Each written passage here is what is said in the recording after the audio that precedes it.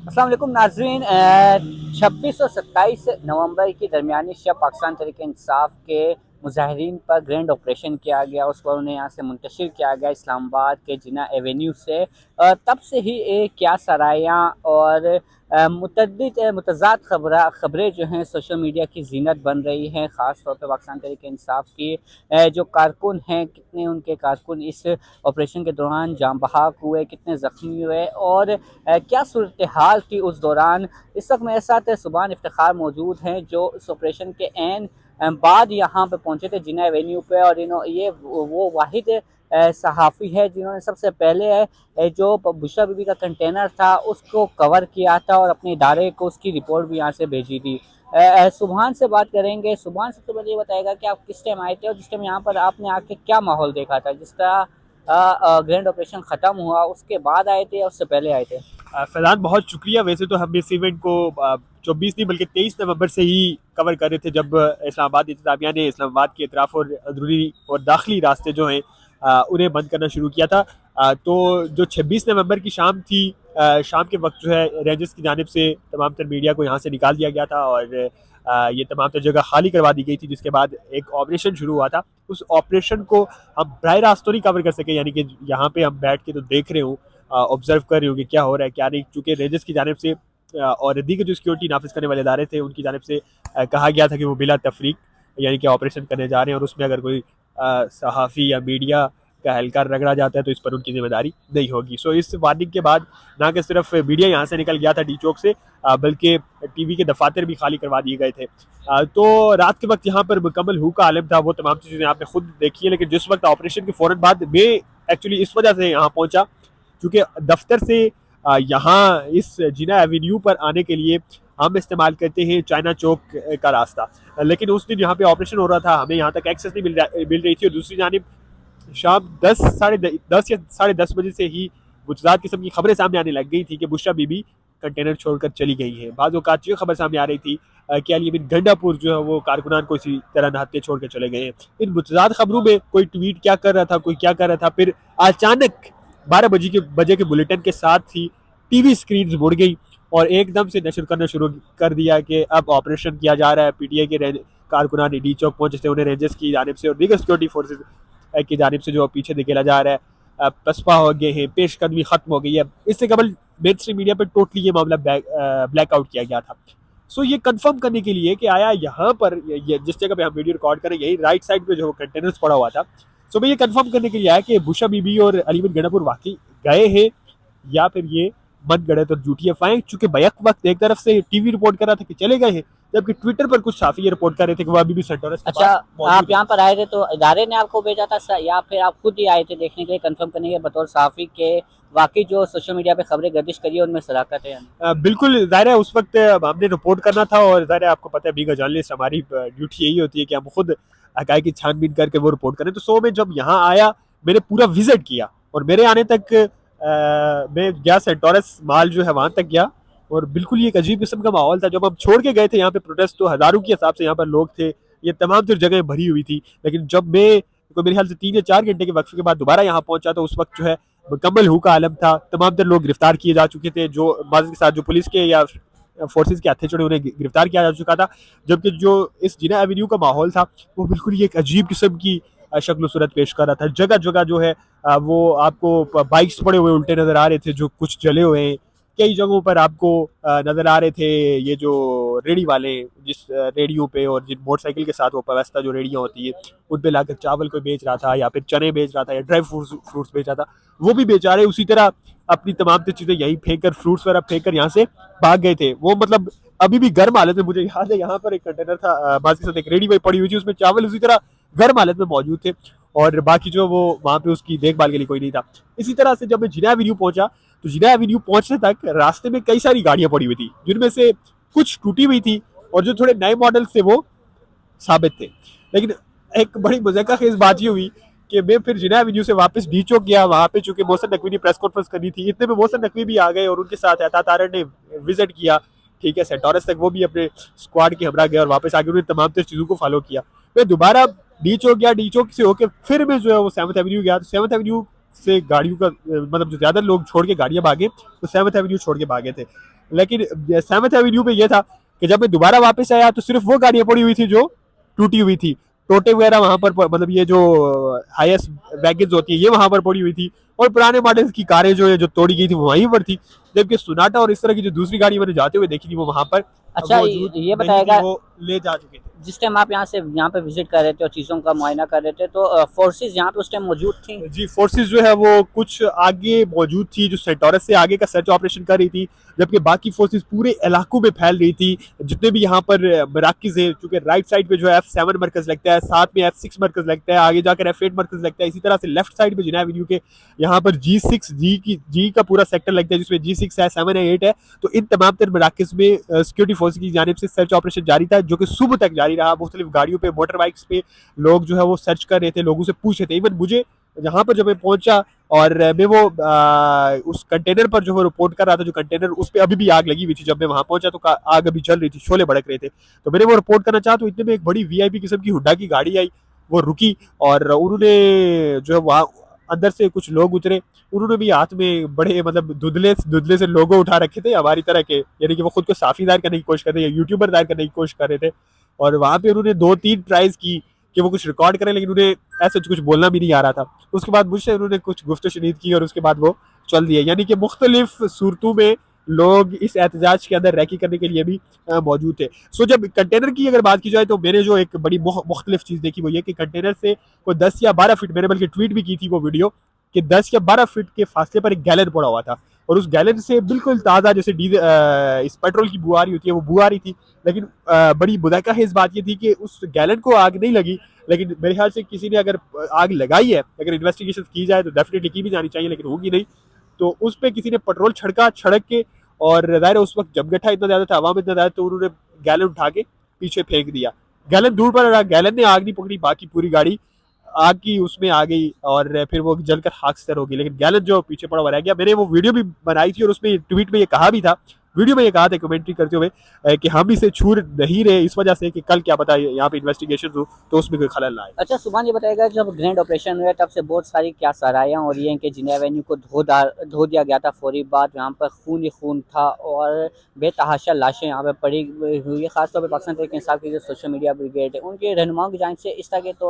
अदाद-ओ-शुमार नहीं आ रहे, उनकी जानिब से जो अभी ऑफिशियली अदाद-ओ-शुमार हैं वो 12 लाखों के हैं। तो आपने क्या देखा यहाँ पे, क्या धो दिया गया था उस टाइम जब, क्योंकि पूरा एक जिना एवेन्यू में मुजाहिरीन थे, हमने खुद यहाँ पर कवर किया तो मुजाहिरीन की तादाद बहुत ज़्यादा थी। तो जो आपने यहाँ पे क्या देखा कि उसको क्या पाए थे यहाँ पर ऑपरेशन के फौरी बाद, तो यहाँ पर क्या इसको धो दिया गया था या फिर धोया जा रहा था, क्या उस टाइम क्या सोचा? ये तो बिल्कुल मतलब गलत किस्म के क्लेम थे कि धो दिया गया। उस वक्त रात को इस किस्म की कोई एक्टिविटी नहीं हुई धोने की। अलबत्ता दूसरे दिन सुबह के वक्त वो आपने भी देखे हैं और वो रिपोर्ट भी हुआ है मीडिया पे कि जो CDA के मुलाजमीन एहलकार हैं उन्होंने ये पूरे जिना एवेन्यू की सफाई की है। लेकिन उससे पहले जब हम रात को यहाँ पहुंचे तो बाज़ जगहों पर जो खून के धब्बे या निशानात थे, मसलन चाइना चौक पर जो है वो एक जगह पर था, वो लग रहा था बजाय कि ये खून के निशानात हैं, जिसके ऊपर जो बजाय अवाम इतनी भगदड़ मची हुई है और उसमें भगदड़ के ऊपर आप अगर खून से मतलब गुजरते हैं तो ज़ाहिर उसमें मट्टी पड़ जाती है, और बाजार ये लग रहा था यहाँ पे ये खून पड़ा हुआ है। तो ऐसी मुख्तलिफ जगह थी, लेकिन ये वाली बात हरगिज नहीं थी कि बिल्कुल खून ही खून था। यानी कि मुजाहिरीन थे और उन पर डायरेक्ट एकदम, यानी जैसे मशीन गन से फायरिंग करते और एकदम लम्बलेट हो जाती है कोई हजारों की तादाद में अफराद, ऐसा हरगिज नहीं था। हाँ, दिस इज अ फैक्ट कि डायरेक्ट गोलियां चलाई गई है, डायरेक्ट फायर्स हुए हैं, और उन फायर्स की जद में आकर इंडिपेंडेंट उर्दू ने आपसे कुछ देर कबल ये रिपोर्ट किया है कि 110 से ज्यादा अफराद को गोलियां लगी, और डॉक्टर्स जो हॉस्पिटल्स में उस वक्त ड्यूटीज पर मौजूद थे वो ये बताते हैं कि जो आ रहे थे जख्मी उनकी तादाद इतनी ज्यादा थी कि हम कोई इनिशियल प्रोसेस की तरफ जा ही नहीं सक रहे थे। यानी कि जख्मियों को डायरेक्ट वो कर रहे थे, उनकी सर्जरियां कर रहे थे, यानी कि उन्हें टांके लगा रहे थे और जो कुछ सर्जरी कर सकते थे वो कर रहे थे। उनकी इनिशियल ट्रीटमेंट की तरफ जाया नहीं जा सकता था क्योंकि इतनी ज्यादा तादाद में जख्मी आ रहे थे। सो जो PTI की क्लेम्स है obviously they are also wrong, और जो हुकूमत एक बयानिया बना रही है वो तो बिल्कुल यानी कि इससे भी झूठा है, चूंकि हुकूमत को चाहिए कि वो इसकी साफ और शफाफ तहकीकात करे, और वो फोर्सेज आप यानी कि खुद फैदान अंदाजा लगाए ना कि वो फोर्सेज जो एक निहत्ते पुरान किस्म के का वो शख्स जिसने इतनी बड़ी दाढ़ी रखी हुई है, और उसे आप देखें AFP का फोटो है, ठीक है, वो मंजर यहाँ पर आया हुआ जो हाथ खड़े करके खुदा की तरफ रूबरू है और वो दुआ मांग रहा है। आज तारड़ साहब कह रहे हैं कि वो दुआ नहीं मांग रहा था, टिकटॉक बना रहा था। मैं कहता हूँ वो टिकटॉक नहीं, वो डांस ही कर रहा हूँ। था तो पुरम ना, ठीक है, वहां पे खड़ा हुआ पुरम था, उसने कोई साथ जैकेट तो नहीं बांध रखी थी। आपने देखा है किस तरह से तीन जो है वो रेंजर्स के एहलकार ऊपर चढ़ते हैं, दो आपस में मशवरा करते हैं, कोई बातचीत करने की कोशिश करते हैं, और तीसरा है उन्हीं के दरमियान में से गुजर के आके उसे ऐसे करके धकेलता है और वो 60 फीट की बुलंदी से आके नीचे लगता है। और आपको पता है वो शख्स जो है फिर मंडी बहाउद्दीन का निकला, उसके हाथ पांव वगैरह टूटे हुए हैं और अब वो लापता हो गया, यानी कि उसकी बिलोंगिंग्स का इस वक्त कोई पता नहीं है। हमारे जो लाहौर से सहाफ़ी अदीब यूसुफ जई उन्होंने रिपोर्ट किया है कि उनकी फैमिली के मुताबिक वो अभी एक गैर नामालूम काम पर है। सो जो रेंजर्स या वो जो फोर्सेस ये काम कर सकती कि पुरअमन बैठे हुए शख्स को तीसरे फ्लोर से बगैर किसी वजह के गिरा सकती है, यानी कि उन फोर्सेस के पास, उन हलकारों के पास ये इख्तियार तो था ना कि वो उन्हें गिरफ्तार कर लेते। सबसे ज्यादा यही हो सकता था, उस पर दहशतगर्दी के मुकदमे वैसे भी ठोकने इन्होंने, ठीक है, तमाम तरह मुजाहिरीन पे जो गिरफ्तार हुए उस पर भी ठोक देते, लेकिन उस ऑप्शन की तरफ ये रेंजर्स नहीं गई, उन्होंने ऊपर से उठाकर दे मारा उसे नीचे और ये साबित करने की कोशिश की कि वी आर द डिक्टेटर्स, और जब ताकत हमारे पास होती है तो हम इस तरह आवाम को रोते हैं, और वो फिर पूरी मुल्क ने देखा, पूरी आवाम ने देखा। अच्छा सुभान, मिस इन्फॉर्मेशन डिस इन्फॉर्मेशन बहुत ज़्यादा फैलाई गई है और अभी तक उसका सिलसिला जारी है। हालांकि पाकिस्तान तहरीक इंसाफ के ऑफिशियल तौर पे भी 12 हलाकतों की उन्होंने तस्दीक की है, उनकी शिनाख्त भी ज़ाहिर कर दी है। इसके अलावा अब तक जो पाकिस्तान तहरीक इंसाफ के जो मरकज़ी रहनुमा है उनकी जानिब से तो बहुत ज़्यादा फिगर दिया जा रहा है। सदा लतीफ़ खोसा उन्होंने भी 100 में जो है हंड्रेड्स में उन्होंने दे दिया है फिगर। मोहसिन नकवी यहाँ पे प्रेस कॉन्फ्रेंस करे थे, हम यहाँ पे मौजूद थे, तो एक सहाफ़ी ने उनसे सवाल किया था कि 6 लोगों की उस टाइम तक 9 बजे का टाइम तक 6 हलाकतों की तस्दीक जो है क्लेम कर दिया पाकिस्तान तरीके से। तो उन्होंने कहा था कि मुझे नाम बता दिया जाए, तो अब नाम 2 दे दिए गए हैं। ये बताएगा कि जो मिस इन्फॉर्मेशन डिस इन्फॉर्मेशन फैलाई गई इसमें क्या आपको नहीं लगता कि हुकूमत का भी कसूर है, क्योंकि जो कन्वेंशनल मीडिया था, मेन स्ट्रीम मीडिया था, उसको ब्लैकआउट कर दिया गया था, गैर एलानिया पाबंदी लगा दी गई थी, तो उस पर सोशल मीडिया पर इस तरह की जो मन घड़त खबरें हैं वो फैली जानी थी, क्योंकि जब मीडिया नहीं दिखाएगा, कन्वेंशनल मीडिया नहीं दिखाएगा, ब्लैकआउट होगा, तो ऐसी फेक न्यूज़ जो है वो फैलती जाएंगी। बिल्कुल आप दुरुस्त कह रहे हैं, हुकूमत का पूरा 110% किरदार है, ना कि सिर्फ मिस इन्फॉर्मेशन और डिस इन्फॉर्मेशन फैलाने में किरदार है, बल्कि उसे क्रिएट करने में किरदार है। वो हुकूमत जो ये मान ही नहीं रही कि यहाँ पे फायरिंग हुई है, और दूसरी तरफ वीडियोस मौजूद है, सबूत मौजूद है, बाकायदा एहलकार जो है वो सामने इस तरह फायरिंग कर रहे हैं और दूसरी जानिब मदद के साथ अगर ऐसा कुछ नहीं हुआ तो कल परसों के रोज़ यहाँ मतीउल्लाह जान जो इस स्टोरी पर काम कर रहे थे उन्हें अगवा कर लिया गया, सुबह उन्हें पुलिस के पास फेंका गया। सो ऐसा हरगिज़ नहीं है कि कुछ भी नहीं हुआ, और हुकूमत जिस तरह से इसे दिखाने की कोशिश करी है बिल्कुल झूठ है, ये बिल्कुल सरासर ज्यादती है हकायक के साथ। यहाँ पर बिल्कुल एक मैसेकर हुआ है, लोगों को मारा गया है, डायरेक्ट फायर हुए हैं। मुजाहिरीन जिन्हें आप हुकूमत कह रही है कि वो जत्था था या वो पुरअमन नहीं थे, उनके बारे में हुकूमत से भी कोई पूछेगा कि आपने क्या किया, आपके वो दावे कहाँ गए, वो बुलंदो बाला जो आप जो वो छापे मारते हुए जा रहे थे कि हम किसी को ये कटी पहाड़ी से इंटर नहीं होने देंगे, कटी पहाड़ी हमारी रेड लाइन है, और फिर देखा किस तरह से वहां पे मुजाहिरीन ने कटी पहाड़ी को रौंदा। सो इस हुकूमत को और स्पेशली उन जिम्मेदारों को पहले मुस्ताफी होकर माफी मांगनी चाहिए कि जो ना हक लोग यहाँ पर फोर्सेस के हाथों मारे गए उनका जिम्मेदार कौन है,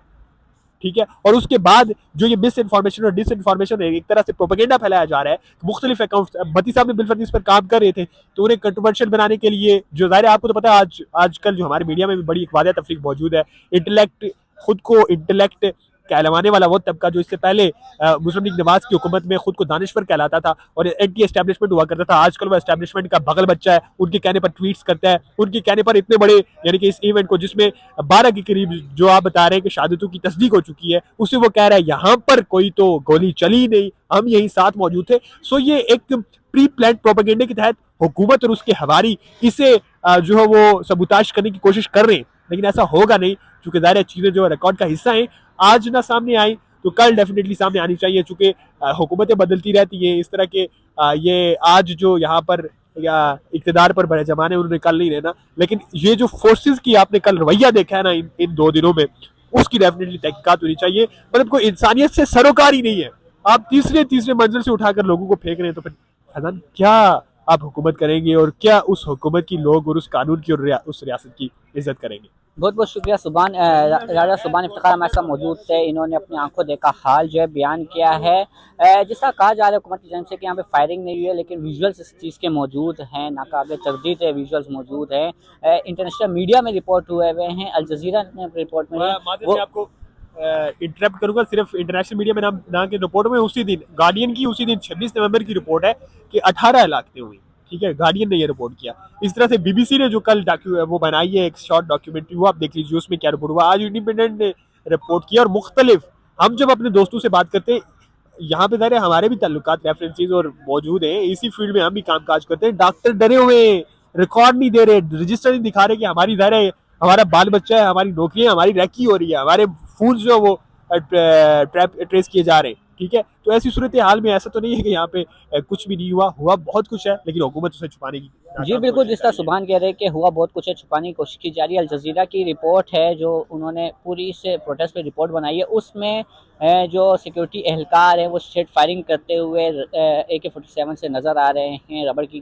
जो राइफ़ल होती है, रबड़ की गोलियाँ चलाने वाली है, उससे स्ट्रेट फायर करते हुए नज़र आ रहे हैं। तो हुकूमत डिनाई जितना भी करे, लेकिन विजुअल्स जो है वो सामने आ चुके हैं। अलबत्ता जो पाकिस्तान तहरीक इंसाफ की सोशल मीडिया टीम या सोशल मीडिया पर जो प्रोपेगेंडा किया जा रहा है कि यहाँ पर हंड्रेड्स में हलाकतें हुई है, ऐसा भी नहीं है। और ना ही यहाँ पर एन ऑपरेशन के बाद यहाँ पर उसको जाए वक़्वा को जिस तरह धो दिया जाता है वो धोया गया है। अलबत्ता मैं फेक न्यूज़ या मिस इन्फॉर्मेशन डिस इन्फॉर्मेशन फैलाने में हुकूमत एक ख़ुद ज़रिया बनी है, जो कन्वेंशनल मीडिया को या मेन स्ट्रीम मीडिया को गैर एलानिया तौर पर ब्लैकआउट करके उस प्रोटेस्ट को ना दिखाकर